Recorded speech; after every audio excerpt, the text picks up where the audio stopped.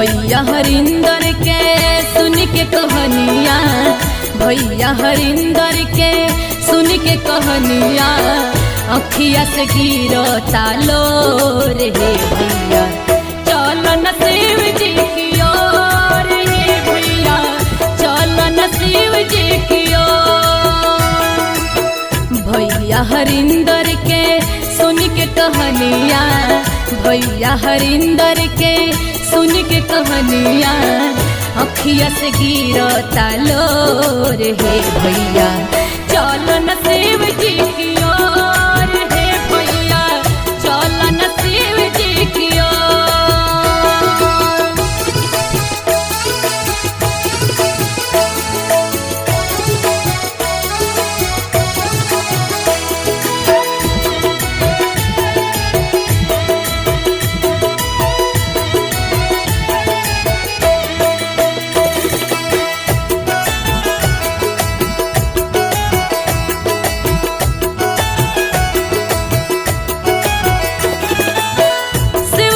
धैले हले अपन ध्यान में, रतिया बितावे लगल जाके शमशान में,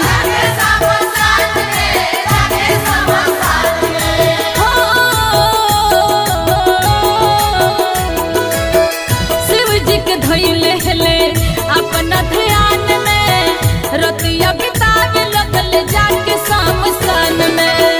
गुरु जी के मिल जाई जेकरा चरनिया, गुरु जी के मिल जाई जेकरा चरनिया, होई जाई मनवा विभोर हे दीदी चलो न शिव जी की ओर, हे दीदी चलो न शिव जी की ओर।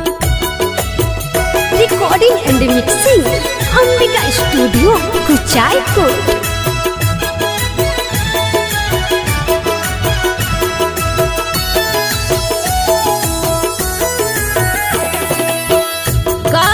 काशिया मथुरा में जाके एक बार देखो शिव चर्चा में आके, चर्चा में आके, चर्चा में आके।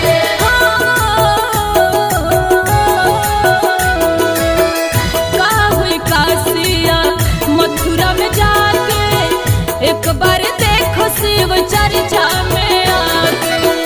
दिया बन भैयानी लम दीदी बाती, दिया बन भैयानी लम दीदी बाती, कैली हाल बोल हे भैया चलो न शिव जी की ओर, हे दीदी चलो न शिव जी की ओर, चलो न शिव जी की ओर, हे भैया चलो न शिव जी की ओर।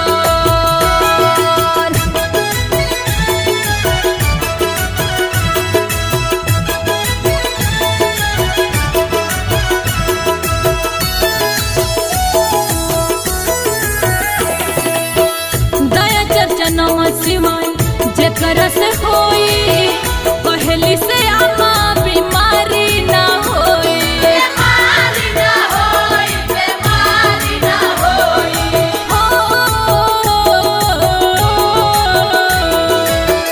दया चर्चा नमः शिवाय जेकरा से होई, पहली से आमा बीमारी ना होई। घेरी ना ओकरा पे दुख के बदरिया, घेरी न ओकरा के दुख के बदरिया, पर जनी मनवा के थोर हे भैया चलो न शिव जी की ओर,